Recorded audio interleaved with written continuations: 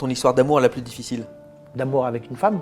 Non, avec un boxeur. Difficile, c'est avec Skarbowski. Ouais. Voilà, parce que il monte, il descend, il fait des montées, il fait des descentes, il part, il doit revenir, il revient pas. Moi, je signe des combats pour lui, il vient pas. Ça a été difficile, mais en revanche, ça a été le meilleur boxeur. Voilà. Donc après, c'est comme une belle meuf, elle a le droit de faire des trucs aussi à côté, tu vois. Et Skarbowski, ça a été une très très très belle meuf. Tu vois ce que je veux dire? Il s'est permis de faire des choses parce qu'à côté, il faisait des choses extraordinaires. C'est un boxeur d'instinct. Je m'en ai beaucoup occupé comme un fils, tu vois. Ouais. Et lui, il comptait trop sur sa droite. Et moi, je lui ai fait travailler tout. Je lui ai fait travailler les jambes, les genoux. Il avait un corps à corps extraordinaire. Attention, corps à corps, il en a pété des côtes. Hein. Il a des jambes fantastiques, une belle anglaise. D'ailleurs, on me disait même à l'époque à Canal, pourquoi tu ne le mets pas en boxe anglaise? Ouais. Mais il comptait tout le temps sur sa droite. Tout le temps, tout le temps. Quand il voyait qu'il était dans la merde, il balançait la droite. Ça a marché, hein. Ça a marché plein de fois.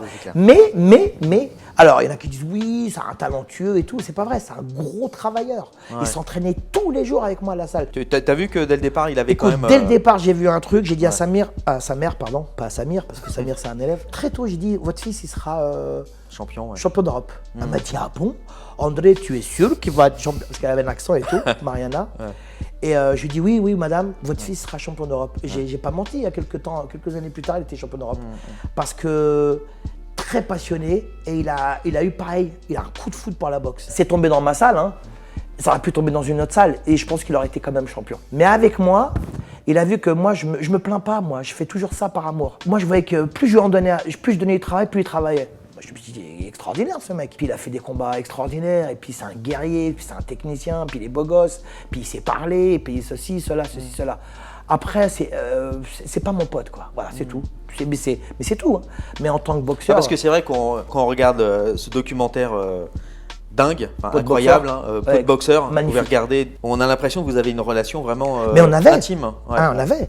Mais écoute, moi c'est ce que je t'ai dit, mes boxeurs, moi Jeannot, Jean-Charles Skarbowski, je l'appelais Jeannot, je l'attrapais, on s'embrasse, se fait la bise, dans les vestiaires je l'attrapais, je faisais un gros hug. C'est vrai qu'on peut être proche et pas forcément ami, quoi. Non, on était très très proches parce que c'est ce que je disais, écoute-moi bien, t'as intérêt de gagner parce que je te vois plus que mes enfants. Je le voyais plus que ma femme et mes enfants. Je le voyais l'après-midi, puis je le voyais le soir, tous les jours.